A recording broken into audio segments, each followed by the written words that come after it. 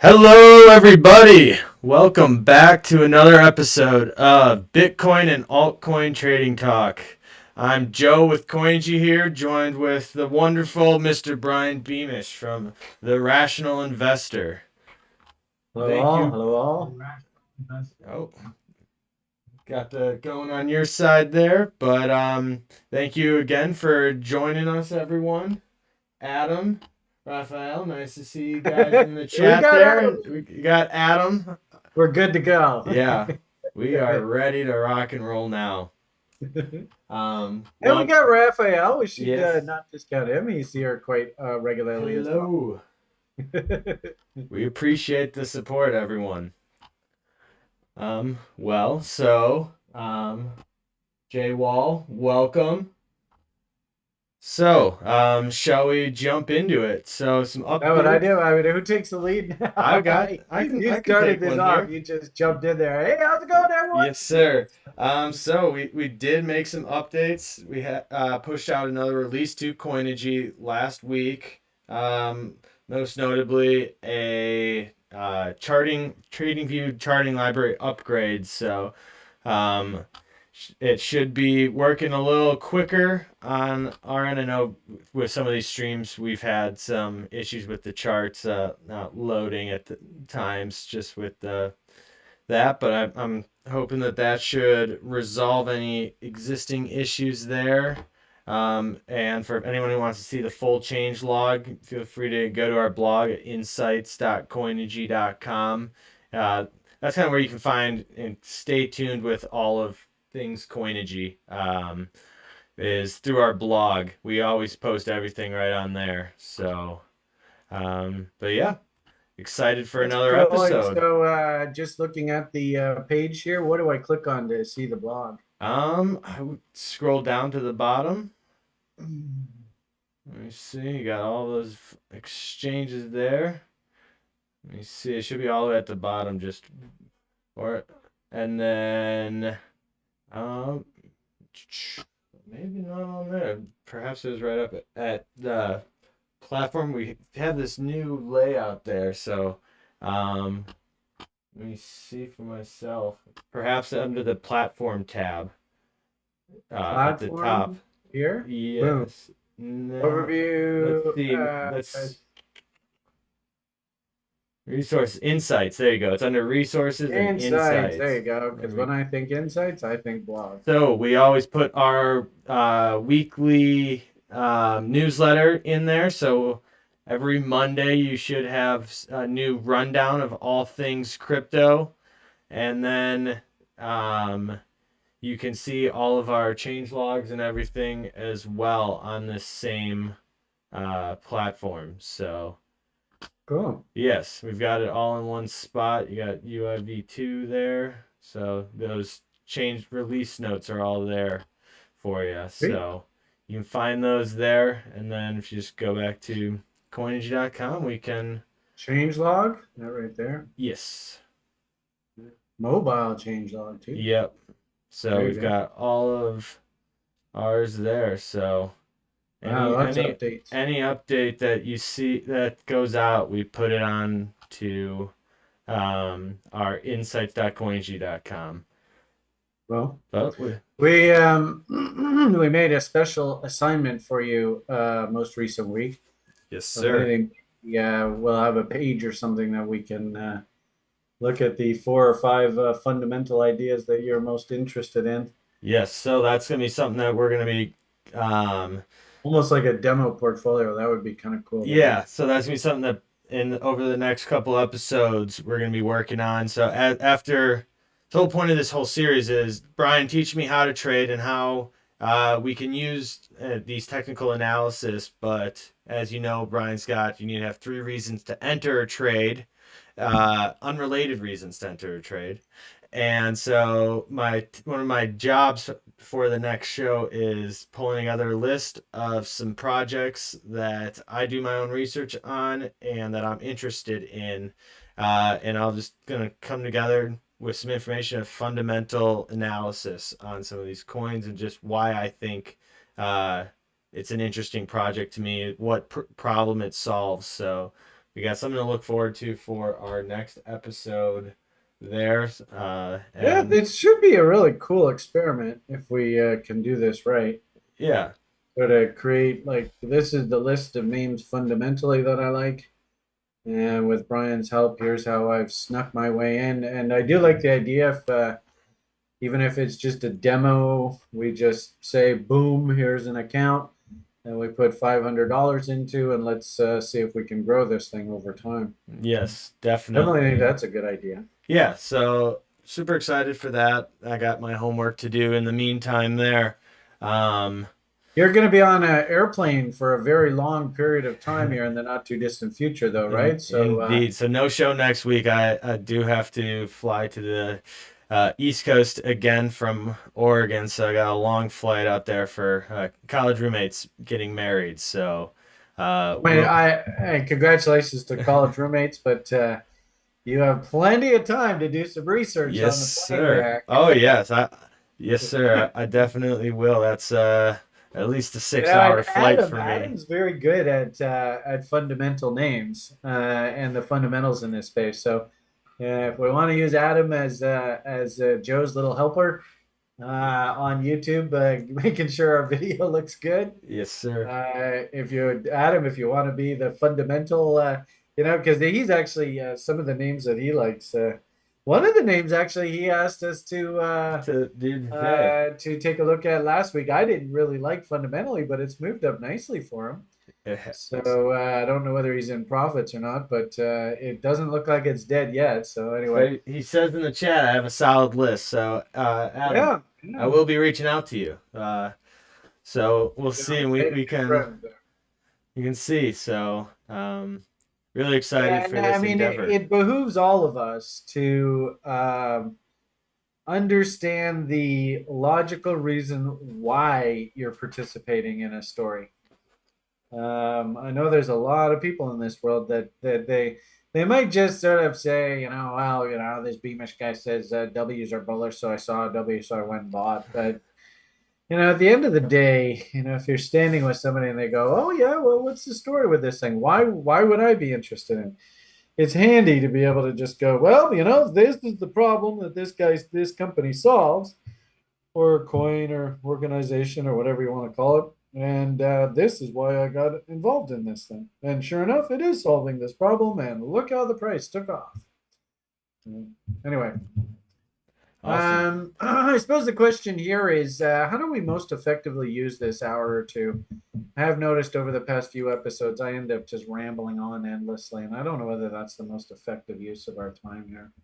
I think So, once I kind of can contribute some more with some fundamental information starting now that I've learned what to kind of look for and stuff and things of that sort, I think moving forward we'll be able to have a lot more of dialogue between the two of us of discussing like once I'm talking about some more fundamental sure. analysis on my side, but it's been You really guys, beneficial to learn the basics of the technical analysis side of things.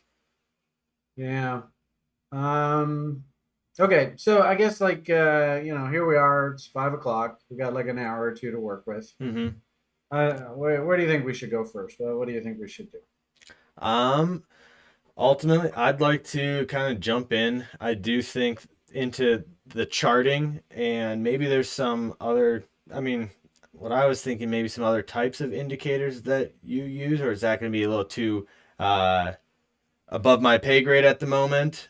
Um, Well, we want to go slowly. yes. Okay. So. So if you can understand that cadence of how those three reasons should develop, Mm-hmm. then you know. There's obviously sort of a preferred list of indicators that I like to use, and I try to sort of teach, tutorialize you guys on the indicators that I particularly like to use. What I've found in my career is that there's probably about 500 or 600 different price momentum technical tools out there. Mm-hmm. But ironically enough, they all basically follow the same principle. They're either raw momentum analysis tools, things like MACD, or they're what are called oscillators, which just oscillate between overbought and oversold, like RSI and Williams percentage R. Basically, these are both oscillators. Um, yeah, I mean, it might be interesting to see if we if there are other popular technical indicators that people want to talk a little bit about, and how we can incorporate them into these conversations. The only reason why I use these particular indicators is because over the past 20, 30 years of doing this, these are the names that I've sort of come to enjoy using. And they speak to me. And of course, I teach these concepts, things like divergence and, market structure and all that kind of stuff in the education program. And I use these tools explicitly. So, I mean, I guess what I'm asking is, do we want to look at Bitcoin? Do we want to look at Bitcoin versus, or Bitcoin dominance? Do we want to look at Ethereum? Do we, Litecoin's I got to think have that everything coming looked up? a Do we lot want to at. look at Litecoin? Sorry. Do we want to just jump right into shalt coins? So I guess that's what I meant. Yeah, I think that in the past couple episodes, we really have dug into Bitcoin and looking at some technical analysis of that. I don't think we really have gone too deep into looking at much of Ethereum. It's like, I know it's kind of like the big number two amongst crypto Ethereum? traders. Yes, All right. it's like And do we USDT. want to look at this versus Tether, Let's do Tether on Binance. Binance? Well, what do you think? I'd say, yeah, Tether on Binance maybe. This is Big. No, BETH. you got the one below it. There you And along with a lot of these, well, I guess there's enough data to work with there. There is your Ethereum chart, the weekly chart on Binance.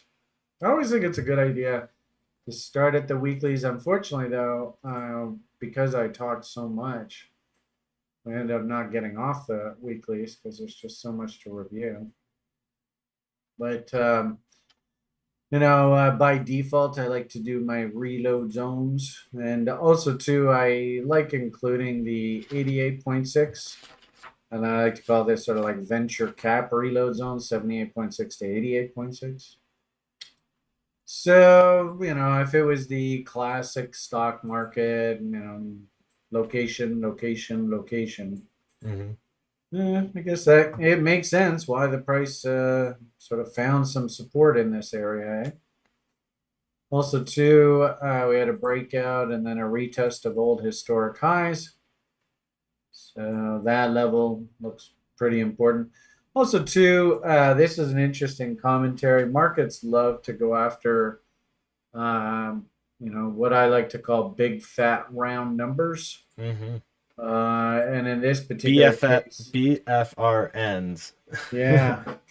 I got a little fly. In this particular case, it was the $1,000 mark. And actually, I remember for fun, I just placed an open order at $1,000 to buy this last fall. I guess maybe last summer. And I got filled right down in here. That was a fun little trade. Nice and easy. Keep it simple, stupid. So you could argue, 3 reasons for a trade: reload zone, Brian's favorite fib, testing of old bullish market structure breakout levels. Remember what we call that? Boom, boom, boom. The line. This is that pink or is that purple? I'm not quite I'd say sure. that's pink. Periwinkle, if you will. Periwinkle. um. What was the guy's name? Remember, it started with 2 initials. Oh, WD Gant. Gant. Oh no. You said start with 2 initials. Yeah, WDG. That would be 3. Oh, WD is. I have WD. Richard. Richard White. Oh, I just gave you. Yeah, Richard Wyckoff. Remember what RW was? The Wyckoff check. Yeah, there you go. So his first name was Richard. Yes. Richard Wyckoff. Yep. Anyway, so you could argue technically, hey, I buy levels when they slam into old historical levels, reload zones, and big fat round numbers, $1,000. So I worked my stink bid down here, and I got filled, and that seemed to work pretty well. It's probably a good example too. You could have sold half on a double at $2,000 there. Is that an accident that stopped at just about exactly there? That was the announcement right there of the Shanghai, I think it was Shanghai. Yep. All The through this Shanghai window here. Capella. So, I mean, keep it simple, stupid. I think that's a pretty simple image for Ethereum. Interesting thing is we did go and break this high up here, right there. So that is technically higher highs and higher lows. I don't know. I don't think I could really justify coming and buying that asset there. That's not really my favorite level. I think right here, this would be if, like Brian, if you had your sort of wish list, where would you have wanted to have bought? I think it would have been that W right there. Whether you can see that or not. Went down, up, down, breakout. Well, that's a pretty So right sexy little around level right there. 13. Um, So, from this perspective, we're pretty far away from the bottom. It's actually doubled in price. Um, It'll be interesting to see over the next couple months as we approach that 6 months before uh, the Bitcoin the happening. Bitcoin halving. So is that coming up in October? So the next Yeah, usually though, what happens is, and this is more a conversation about Litecoin. Litecoin usually, I'll just switch gears here just quickly. Um, I don't even know if Binance has enough data to even see this. Oh yeah, I guess it does. So, yeah, but it doesn't even have the previous cycle. What about? maybe if you look at go to GDAX. So if you scroll down to where it says Coinbase Pro, there we had maybe they'll have some more because I don't think so. A lot of like I think we're gonna have to go back to like Polo and stuff. Yeah. Well, yeah, not quite. yeah, Let's that's go. probably What I about as wanted to far. show you was, and maybe while I'm doing this, you could just find the actual happening dates for Litecoin. If you could just like Yeah. Google it for me. Like And then I Coin. can show you. I know one of them off the top of my head, but I know there was another one that I can't remember just off the top of my head. But where's Polo's been around forever. There's Polo. Alright, Litecoin having dates. Interesting. Um, Maybe I got to go to like Stamp or something. so it is Saturday, August 1st, 2015. All And right, then, so let's see. Can we get that? well, maybe not that far, but then the other one was Thursday, August 1st, 2019. So, Isn't that interesting? um, Trex might have it.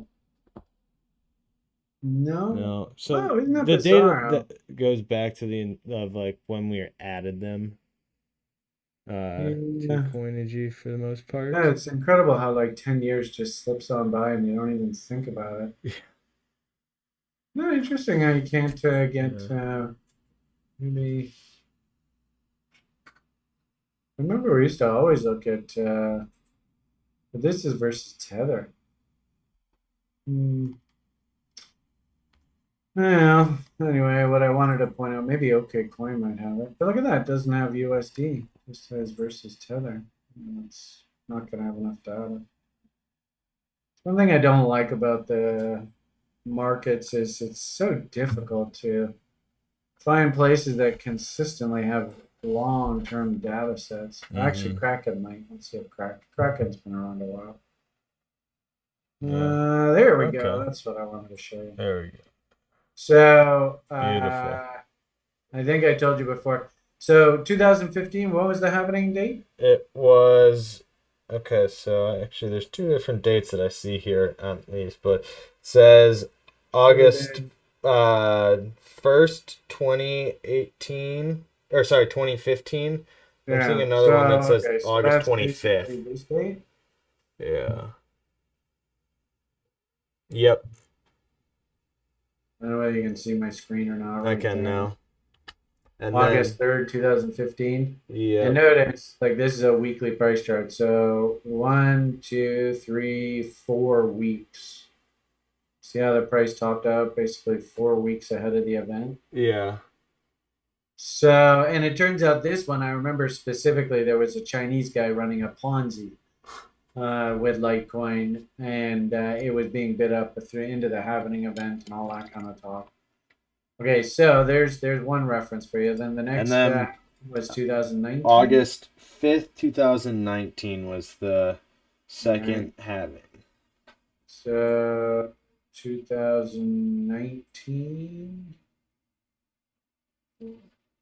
Right, you said August 5th. Yep. So there is August. There's August 5th. So look at this one. 1, 2, 3, 4, 5, 6, 7 weeks ahead of the happening event. So there's, this is Litecoin's history. I mean, it's kind of hard to see this one, Yeah. but the market loves to top about a month or so ahead of the happening event. So should it surprise us that we see it happening again here? I guess I'd like to take a look and see where we're at currently then. Yeah, sure. So there. And we know the happening event we said is like the first week of August. Yeah, it says August 2nd, 2023 is the projected halving. So is this the beginning of this consolidation? Notice we had to come all the way back down to 30 SMA on the weekly charts there. And then notice you can see 13 EMA, 30 SMA. I wouldn't be surprised if we actually have to come back down and trade back to this 30 SMA here. You see that? Mm-hmm. And, if we look at the previous one, let's see what it did. So big rally up, came back, and on the happening event, we still had to work our way back down into the And third SMA. for that one, I'm not even sure. Like that first halving, I see one that says it's on the first, like the first week, and then one says that it's also the 25th of August. So 25th of August. All right, so let's yeah, go over here. yeah, Maybe that's even worse, right? So one, two, yeah. three, 4, 5, 6 weeks. And that's kind of like this one, eh? 1, 2, 3, 4, 5, 6, 7 weeks. So I hate to say it, if anything, we're a little bit overdue for this thing to pull back here. And I wouldn't be surprised, like just looking at this to me kind of looks head and shouldersy. So it's kind of like there to there to there to there, maybe back into here to there to there. Something like that. Um, might find that this neckline actually might even be off of those. Maybe we're doing something like that.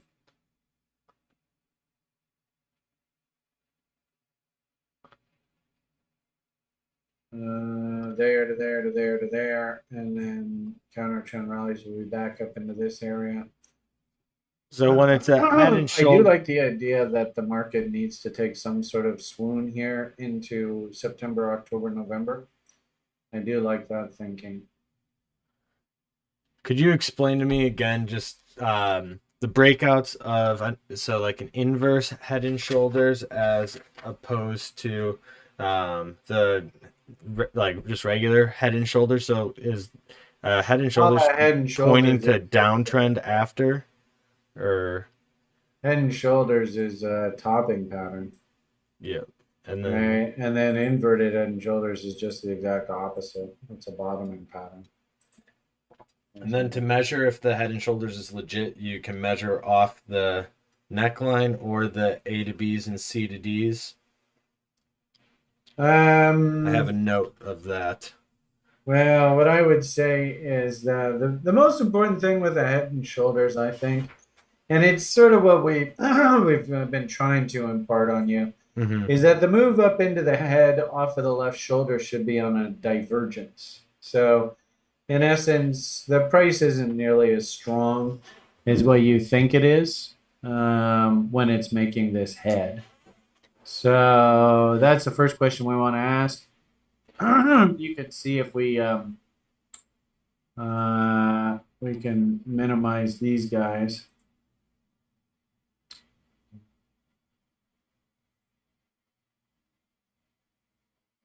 So like that. So you can see here the head push up to this particular um, peak here. You can see MACD, we're nowhere near pushing new highs here. Right? Yeah. You can see it's super strong through here, which leads me to believe that this is probably the shoulder there, something like that. Actually, might even have to go off of there. Um, so something along these lines. The key here is that this push higher here in momentum up into the head is on a divergence compared to here. And what we mean by divergence is that's making higher highs in price, but this is making lower highs in momentum. There's a difference between a confirmed divergence and a potential divergence. We don't really need to get into that today. Just understand the basic premise that price is pushing higher here through these highs, but momentum is not. So that's a major warning sign. Something's not right here.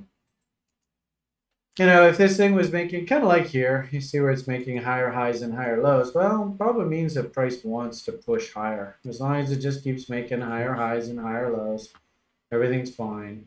And you can kind of see that this last move over here, it's not, it doesn't look the same as what we have over here. Just looks fundamentally different, right? So something's not right with this image.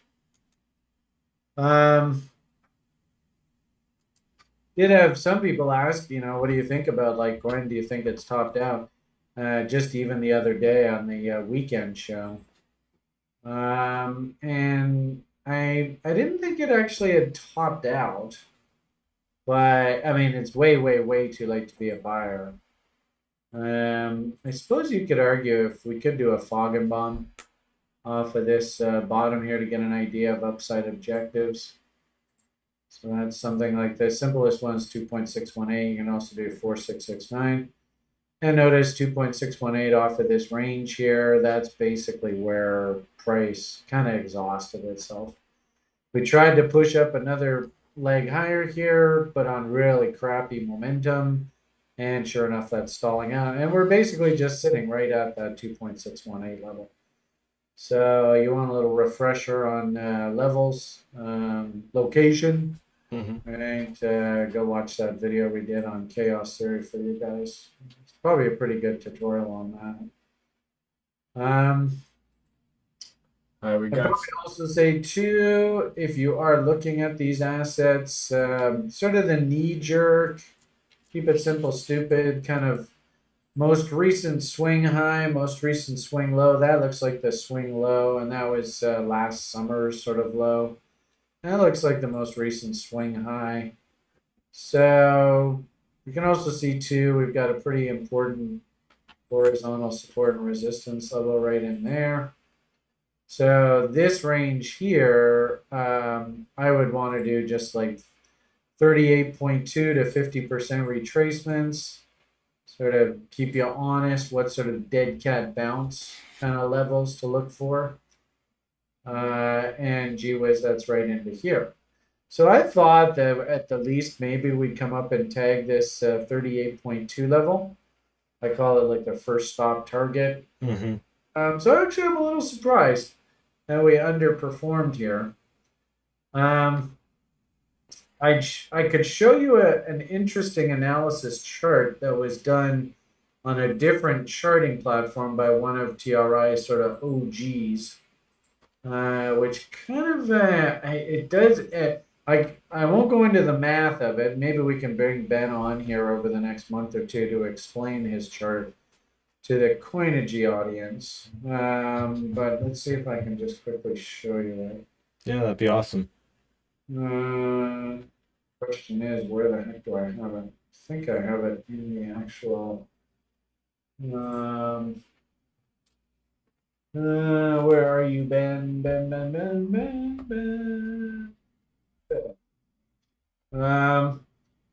So I probably wouldn't be the best person to explain the math behind this because Ben's just he's like a total rocket scientist guy. Anyway, this is the image that he's put together of Litecoin and what he's sort of expected to make, for the audience here. It's interesting. The first halving event, it did sort of 3 standard deviation move up based on fibs and where he was sort of thinking market would rally to. Then last cycle we did 2 standard deviations. And so this cycle, actually, I think he was thinking we were only going to do 1 standard deviation. Sort of the law of diminishing returns. You might have heard that concept in the past. Indeed. And also, too, it's based on fibs on time cycles, which is really next level stuff. Huh. As I said, maybe one day down the road we can have Ben come on and explain this. But the long and short of it here is this is his happening window target. Market basically rallied into his target window, into that happening event window. And you can see here's the last happening event window. Market topped out just before the happening event and then went down. And then you can see here's the happening event from 2015. Market topped out just before. Remember Chinese Ponzi, all that. And then had to go down. And then notice this is sort of like the pullback into that 6 months prior to the Bitcoin halving. So it's weird. It's like the market gets bid up on Litecoin event here, but then we go into a vacuum because quite literally we don't see the next big crypto fundamental event until Bitcoin does its happening, right? Which, in this case was like over here. In this case, it was like over here. And then once the Bitcoin happening event happens, then we go into our next big sort of whatever the hell this next cycle's rally is going to be. Does that make sense? It does. Do you know So, also? bottom line about this study, unfortunately, is that according to Ben's analysis, the Litecoin event rally is kind of over. Sorry. Which kind of sucks. I mean, hey, we all want to see bull markets, rah, rah, rah. Whoops, what the heck did I just do? Where is our page here? Okay, Ryan's a knucklehead. It's Is it beautiful this? background. Yeah, there we go. You like that? I do. The funny thing is I used to be a long distance cross country runner Uh-huh. a So million years you ago. used to God, I run on the haven't done beach like that. that? Huh? Used to run on the beach like that?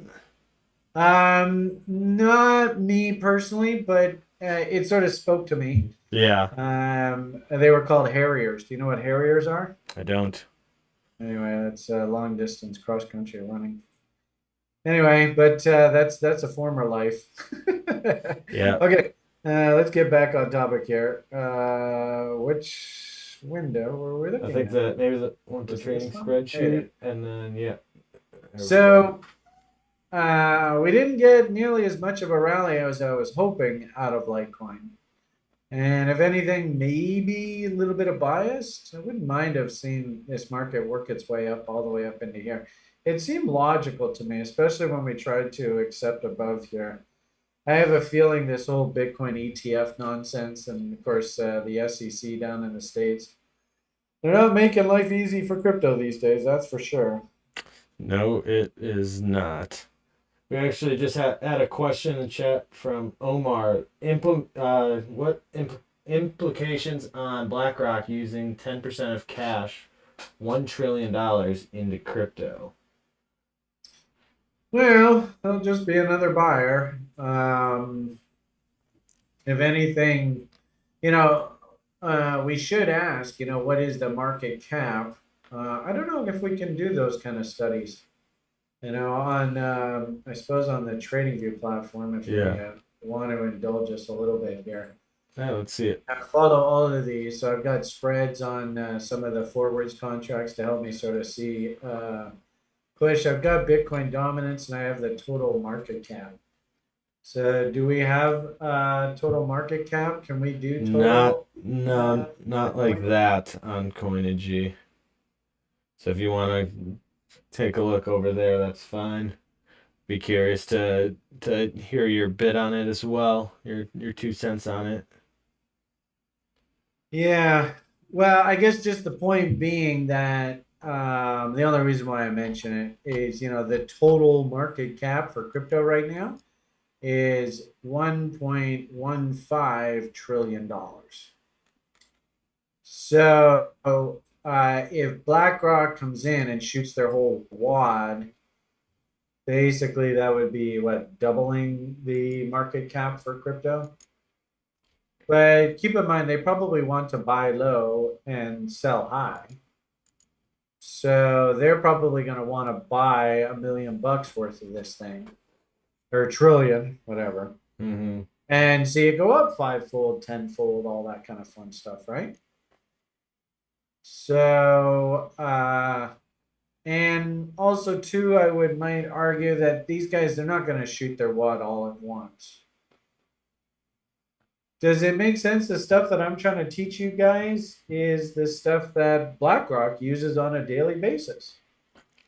Definitely. It makes sense. Man, I'm giving you guys the secrets of how these institutional people Think. do this stuff. In fact, actually, a chart that I just recently put out today on the total market cap. And again, maybe you can help me find the symbol on Yeah. Coinage so we can plot it there. But I might actually argue that that's a short setup that just fired there. But this is off of like a daily chart. Do you think BlackRock Capital looks at a daily price chart? No. No interest in daily No. charts whatsoever. They're going to operate off of the weekly price charts. And what would be the level that BlackRock would actually start buying this asset? Is there any sort of simple metric that we can use that would identify an area on a price chart that maybe The they might? reload zone? Yeah, what a surprise, huh? So if this is the total market cap, so there's the high. The total market cap got to $3 trillion. So if BlackRock themselves want to come in and dump $1 trillion into the space, by definition, that's going to grow the space by 2/3. And the sad part about it is I hope everybody understands that the public, they were the ones that bid this space up into these not so crazy levels. That is the public's money that's all poured into there. And so you can see that the public just took like basically that's almost like a 2/3 haircut here, right? So it's sitting at just right around $1 trillion right now. Mm-hmm.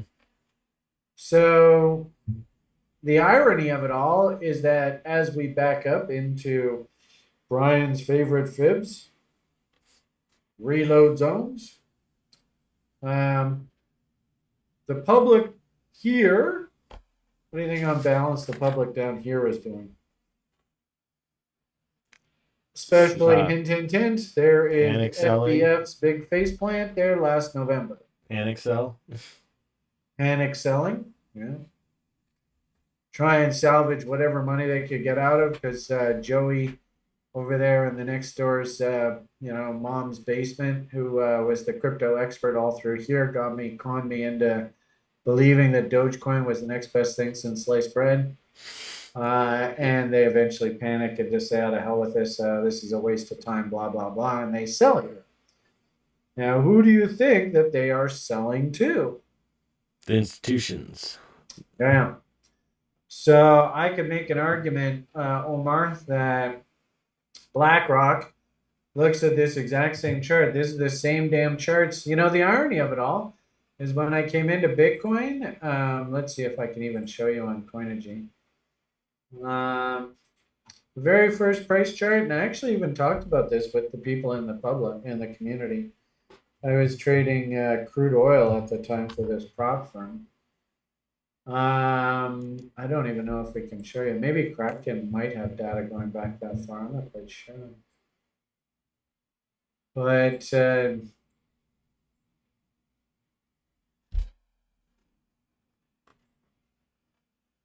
no,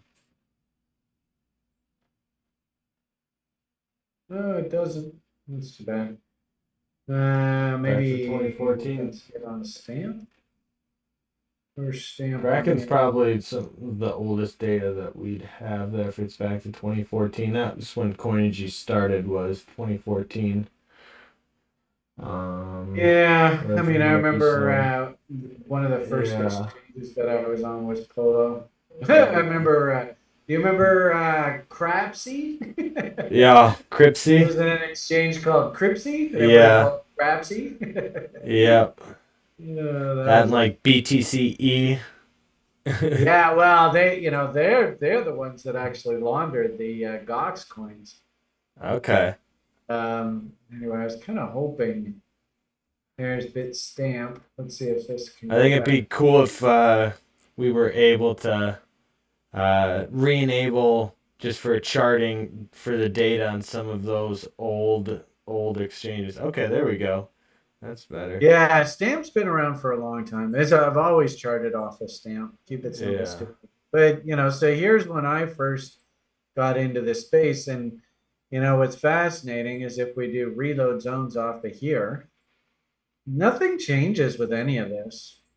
Nothing changes at all. So can you see how this is basically just a broken record? Same logic. Bottom right off 78.6. So nothing changes with the technical analysis at all. It's always exactly the same. So I can't even remember why I made reference to this, but hopefully you can see history is just repeating itself. It does exactly the same thing over and over and over. So there really is no difference. The point here is um, fascinating how the Rothschilds actually officially announced that they were getting into Bitcoin when Bitcoin was able to break this high here.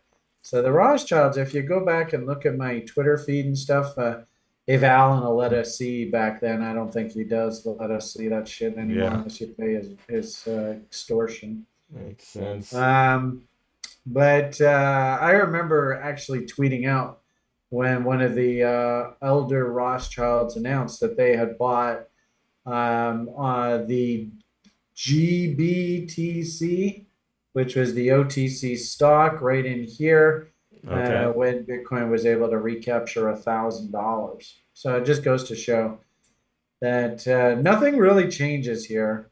So that technically would be an objective. And notice basically did the same thing here, breakout to new highs, and then woohoo, away we go.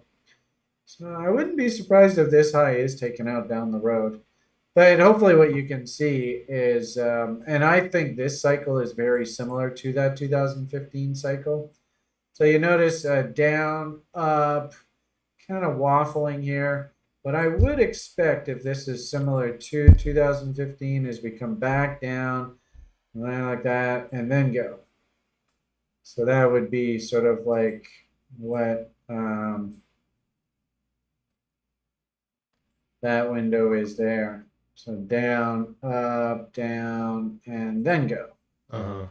So that's what I'm thinking should happen here. Of course, history never repeats itself exactly. I say it often rhymes. So, not So quite sure how we when got did back you onto first get this. into Bitcoin, and what first drew your attention to it where you were like, "Oh, this is something that I'm I gonna was at a prop firm dive into." right here.